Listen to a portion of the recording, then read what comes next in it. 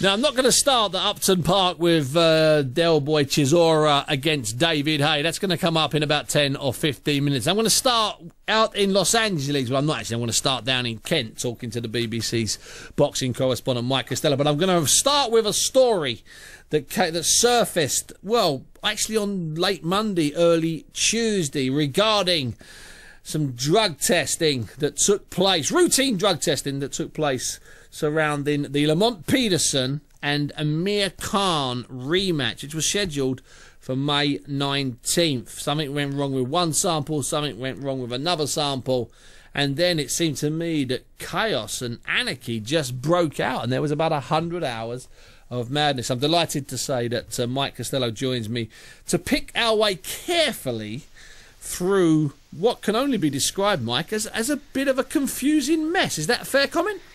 Yes, it is, but with each passing statement, Steve, and the more I've spoken to people today around the case, and some of them quite distant from the case, but all with interesting things to say, more and more holes appear in the case of Lamont Peterson, and he seems to be more and more guilty, almost by the hour. Now, that is really alarming, Mike, because Lamont Peterson's story, when he beat Khan last year, rather controversially, but at the same time it was a terrific fight in many ways. But he had this fabulous backstory, didn't he? Yes, he did, and we were in Washington, D.C. for a week, and some of us went there thinking that maybe this story was just a product of hype, and it helped to add a romantic element to the whole build-up to the show, and maybe would sell a few tickets around and about Washington, D.C. But as we dug deeper and deeper during the week and spoke to so many different sources close to him and some not so close, and there wasn't a hole in the story anywhere. Nowhere. Everything was consistent. Everything that everybody said about sleeping in shelters and in doorways and in the backs of stolen cars and ferrying groceries and doing drugs runs for pushers, and all of that was very, very true.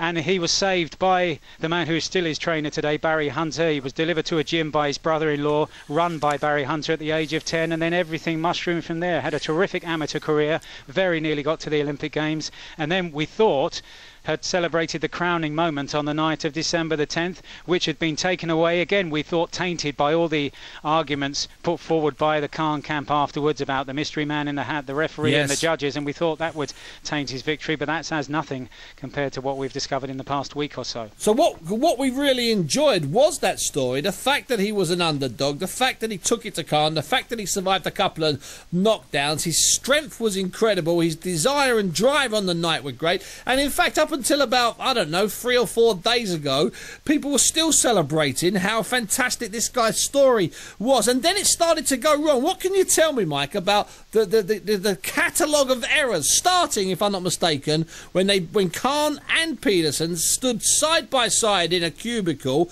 peeing into a couple of containers on March 19? What's happened since then? Yes, that was just after they'd left London to go to a press conference, the first of them in the United States to build up to the fight. It was in Los Angeles, and both were introduced to a tester after the press conference, unannounced. Neither of them knew that the tester would appear on that occasion at that particular time, and that is one of the key elements to random drug testing. Sure. And that is the unannounced out of competition testing, where the testers turn up at any given time.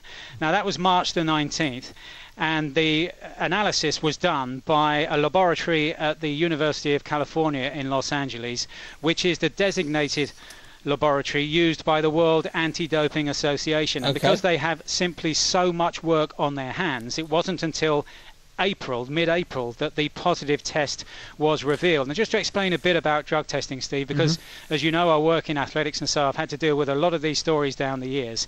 Every sample that's taken from an athlete, in this case Khan and Peterson, is split into 2, and they are analysed independently so that they can be absolutely sure that if they come up with a positive, that it is absolutely true and that they are not casting aspersions in the wrong way about an athlete. So there's an A sample and a B sample, and first of all they analysed the A sample. In this case it came up positive. Now before the testing of the B sample, the athlete concerned is allowed to bring a legal representative to oversee everything being done, from the syringe being placed into the sample. Everything is done above board with a representative of the athlete, in this case Peterson. That is why it took so long, and this has been one of the complaints and the suspicions.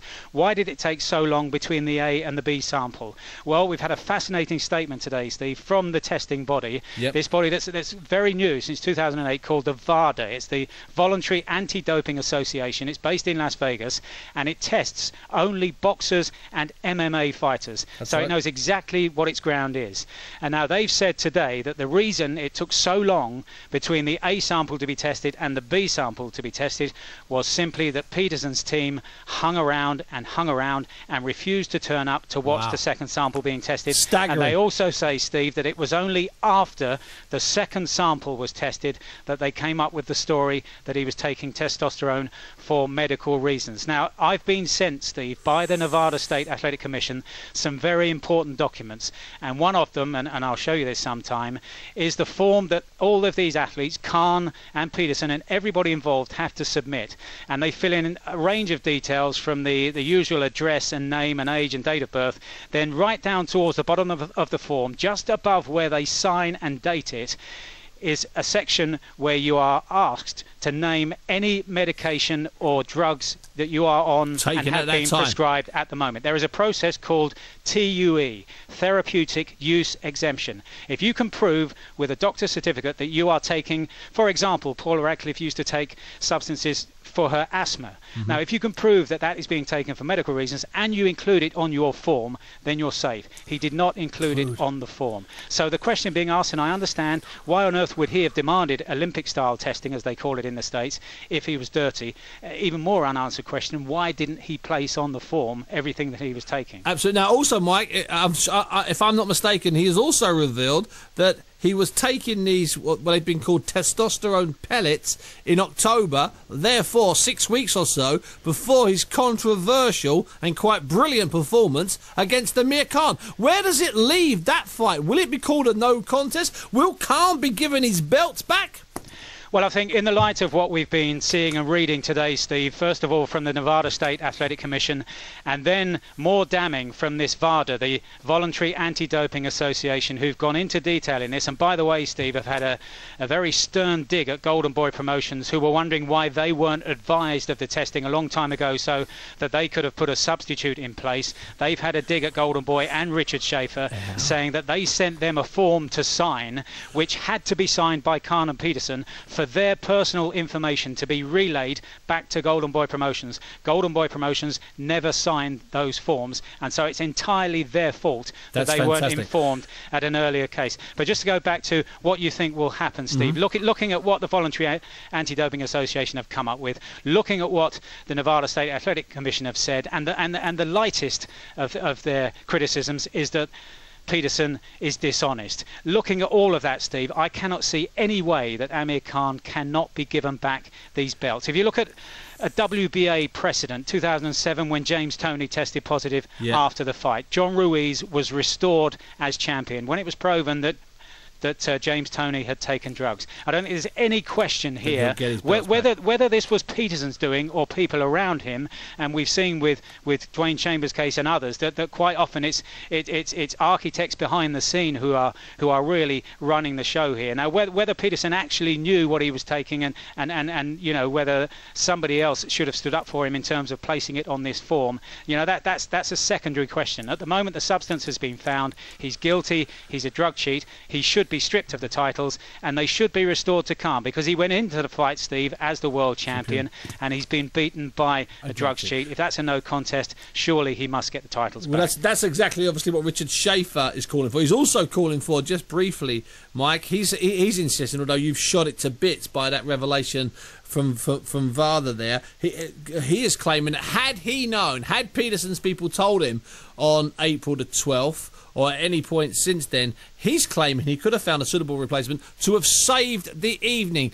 Is that possible, Mike, do you think? That's not reasonable, Steve. If you read what the Voluntary Anti-Doping Association have said, and they wouldn't have been so strident, Steve, if they weren't absolutely firmly behind their case.